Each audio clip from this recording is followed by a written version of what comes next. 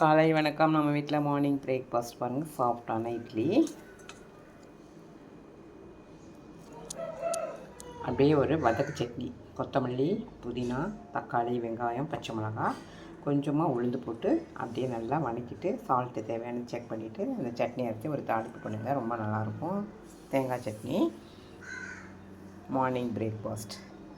Lunch box என்னென்னு பார்ப்போம். நம்ம வீட்டில் பாஸ்மதி ரைஸில் வெஜிடபிள் ரைஸ், கேரட்டு, பீன்ஸு, முட்டைக்கோஸு எல்லாம் போட்டு கொஞ்சம் சோம்பு போட்டு அப்படியே வதக்கிட்டு வெங்காயம் போட்டிருக்கேன்.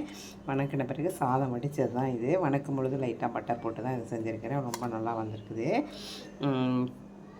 அப்படியே சைடிஷ் புடலங்காய் பஜ்ஜி.